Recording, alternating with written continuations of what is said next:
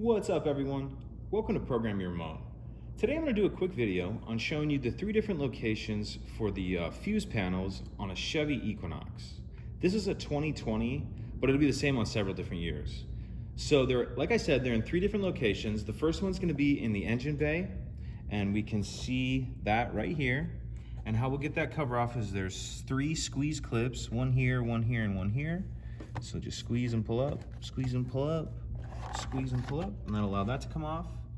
And for a diagram of what everything goes to, you can actually find that in your owner's manual for what each fuse goes to.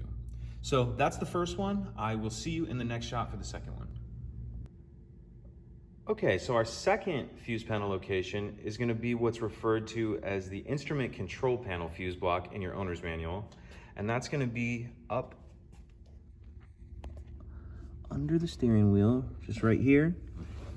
It's going to be this one with the red marks on it. And to get that off, it's just one button. Just push that, and then allow that to come down. And that's the second one. I'll see you in the next shot. Okay, so now we're in the back of the car, and we're going to take a look at what's referred to in your owner's manual as the rear compartment fuse block. So if you look in the back of the vehicle on the driver's side, we're going to see this little panel right here. And to get that off, I was able just to kind of use my fingers and get on the side of it like this. If not, you can just use a flathead screwdriver or something. There's not much holding it on. And then we'll see our third and final fuse block. So again, if you need to know exactly what each one's for, each fuse, the owner's manual does a good job of breaking all that down. If you have any other questions, please let me know. If you could take a second to like and subscribe, it helps us out, and I'd appreciate it. Thank you.